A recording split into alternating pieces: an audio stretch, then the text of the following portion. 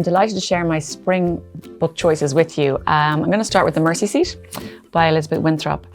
I actually have compared this when talking to people about it to Kill a Mockingbird, which I know is high praise indeed. That's a very high bar. I know it is. Now, I'm not saying it's as good as, but it's pretty close. So it's set in Louisiana in 1943, and Willie is an 18-year-old boy who is on death row for having raped a white girl. But as the story progresses, you hear the voices of 9 different people, and you start putting the story together, and you realize that perhaps he's not guilty after all. It's set in like roasting hot summer, and you can actually feel the sweat dripping down people's backs. It's so atmospheric, it's brilliantly done, and you really get the sense of that kind of claustrophobic community, the ingrained racism of the people of the time. And I'm not going to spoil the end because there's quite a twist in the end, but I have to say it is just stunning. I could not put it down, and I highly recommend that you run out and buy this book. That would be unfortunate. That's not what we're here for, to spoil things for you. We're really not. My first for the spring must-reads is Hannah Beckerman's If Only I Could Tell You.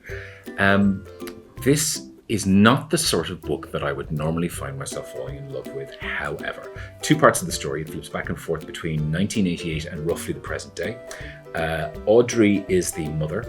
She has 2 daughters. Both of her daughters have children themselves, so she has grandchildren. But the 2 sides of the family don't speak to each other and haven't spoken to each other since a day in the past that we sort of witness at the very beginning, where a schism has occurred in the family, but we're not quite sure why. And that's the story that unfolds throughout the course of this. Okay. We find out that Audrey needs her 2 daughters to reconcile fairly quickly.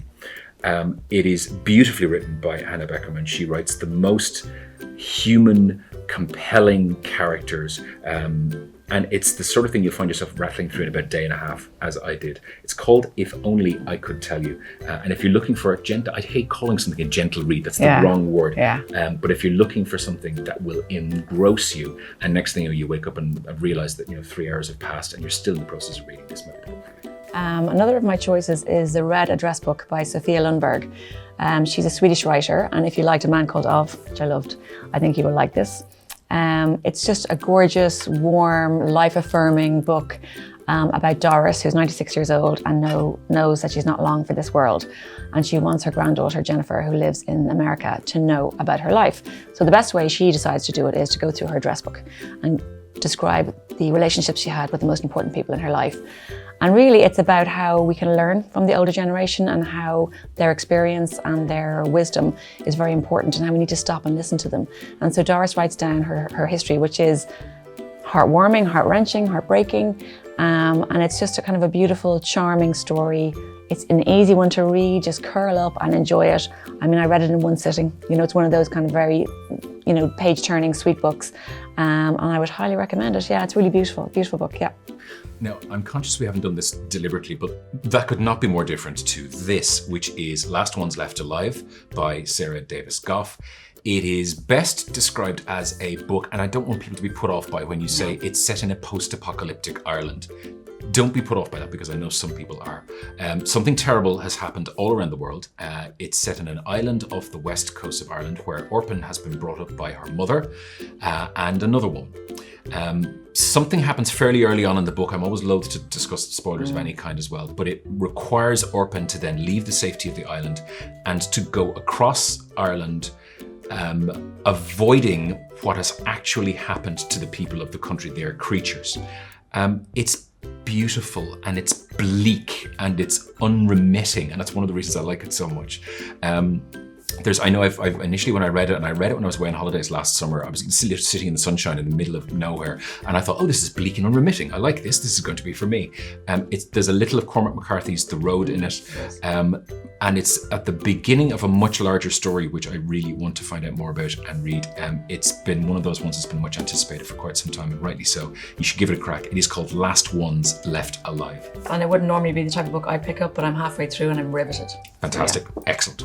My next pick is Professor Chandra Follows His Bliss by Rajiv Balasubramanian. Professor Chandra is obsessed with winning the Nobel Prize for Economics. He thinks he deserves it. He is convinced every year he's going to win, and once again, this year he doesn't win. So he becomes very stressed and uptight about it, and he ends up having a heart attack. His doctor suggests that he takes a break. So he leaves England and goes to California, where one of his daughters is living. And he realizes over his kind of journey of self-discovery that he has to accept his flaws to find his bliss. It's actually really funny, actually quite laugh out loud, hilarious in parts. It's also tender. I wouldn't have guessed really funny on the basis of the first 2 lines of what you just said there. I know, but actually it's very, very funny. It's quirky. It reminded me a little bit of The Rosie Project, if you loved that book.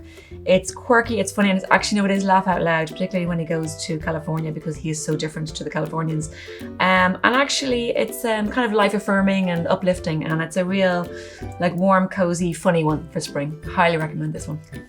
There's a worrying trend developing here because this book is also, couldn't be any more different than the book I've just given you here. It's called How to Lose a Country, The 7 Steps from Democracy to Dictatorship by the Turkish journalist Ece Temelkaran. She has written this book off the back of being somebody who's been a social commentator in Turkey for a really long time. She's been a journalist. She writes for things like The Guardian. You may have seen articles by her there.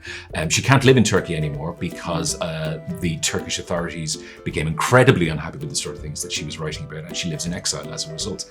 This book starts with her own home country of Turkey, with President Erdogan there, and then explains how he came to power and how the country has changed from there to where it is today, how that's happening in other countries in Europe.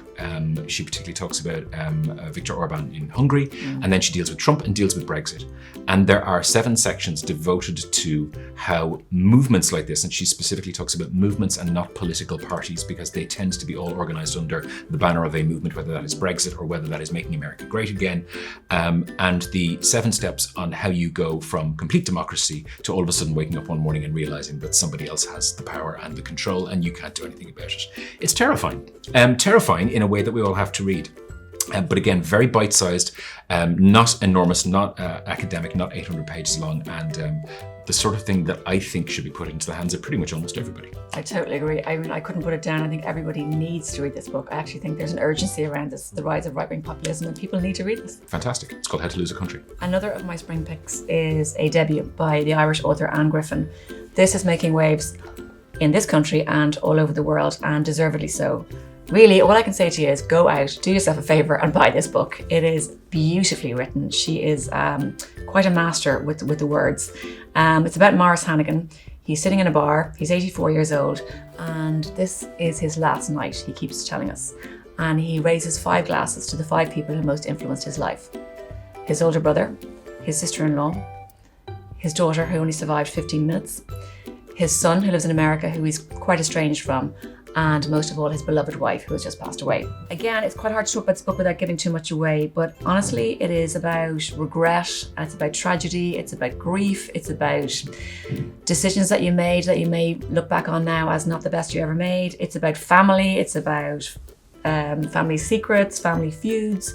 It's heartbreaking, it's heartwarming, and honestly Anne Griffin is one to watch, and I highly recommend it. Please go out and buy this book. It's beautiful. It's another one of those I read again when I was away on holidays last summer, and she nails the nature of relationships in a small Irish town.